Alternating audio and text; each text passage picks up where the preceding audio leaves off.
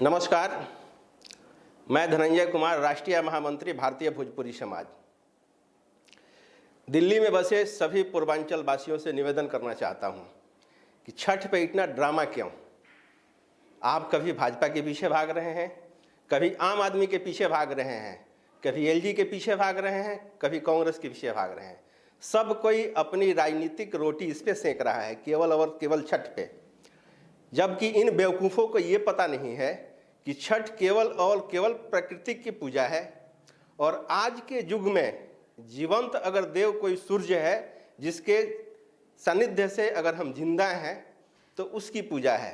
लेकिन फिर भी उस पर राजनीति हो रही है और आप सभी महानुभाव पूर्वांचलवासी इन सारे पार्टी के आकाओं के पीछे चाटुकारिता में लगे हैं। कोई किसी को गाली देता है, कोई किसी को गाली देता है, जबकि आपको ये ज्ञात होना चाहिए कि इस कुकर्म में भागीदारी सबकी बराबर है। जितना भाजपा की भागीदारी है उतना ही आम आदमी पार्टी की भागीदारी है, उतना ही कांग्रेस की भागीदारी है। और मैं आपको बता दूं, और उससे सबसे ज़्यादा भागीदारी आपकी है इसको नहीं होने देने में कि आप इन लोगों के पीछे चाटुकारिता करते हैं, आप इनके चरण पखार रहे हैं। ये उस लायक है ही नहीं कि पूर्वांचल के लोग इनकी चरण पखारें। मैथिली शरण गुप्त ने जयद्रथ वध में कहा है कि अधिकार खोकर बैठ रहना यह भी महादुष्कर्म है, न्यायार्थ अपने बंधु को भी दंड देना धर्म है। आप किस बात की चाटुकारिता में लगे हैं? छठ ऐसे नहीं होगा। जहां तक रही सरकारी फंड की बात, अरे आपकी संख्या इतनी है, आप 1/4 हो, आप 2/4 हो, आप एक दिन की सैलरी नहीं निकाल सकते। आप ईमानदारी से निकालिए। मेरा ये विश्वास है कि जितने लोग छठ कराते हैं या छठ की अगुवाई करते हैं सभी लोग ईमानदार हैं, क्योंकि छठ का पैसा कोई नहीं खाता। इसलिए नहीं खाता कि ये जीवंत देव का है, इसका परिणाम तुरंत भुगतना पड़ता है, इसलिए छठ का पैसा कोई नहीं खाता।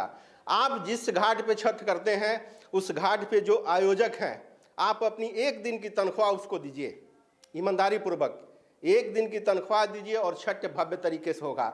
नहीं चाहिए इस सरकार के पैसे, नहीं चाहिए इन दलालों के पैसे, ईमानदारी से छठ होगा। इनको शर्म आती है, चाहे वो भाजपा के लोग हों, चाहे वो कांग्रेस के लोग हों, चाहे आम आदमी के लोग हों।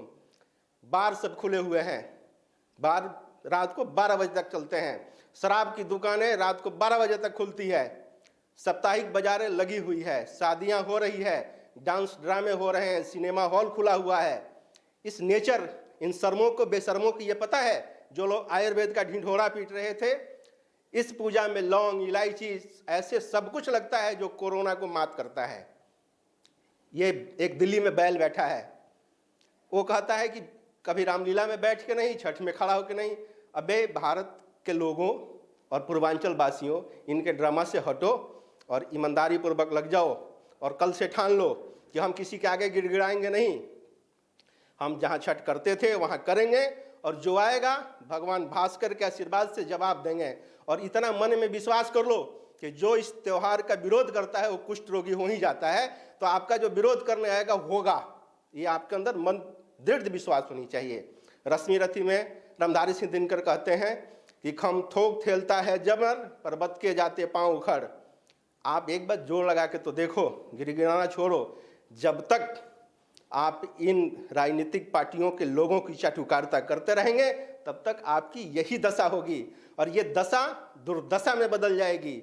और वो दुर्दशा आप कैसे भूल रहे हैं? आपके पूर्वज मॉरिशस का राजा है, आप वियतनाम, फिजी, गुआना, नेपाल जैसे जगह पे अपनी अधिपत्य जमा के बैठे हैं और देश की राजधानी दिल्ली, यहाँ आपको गिड़गिड़ाना पड़ता है। आपको शर्म आनी चाहिए। अगर मेरी बात बुरी लगे तो आप मुंह में कालिख लगाकर मुझे 5 गाली देकर सो जाइए।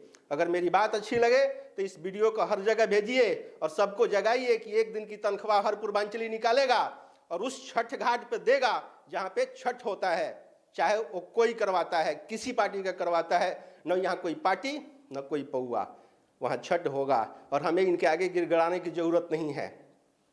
वहीं छठ करेंगे। जय हिंद, जय भारत।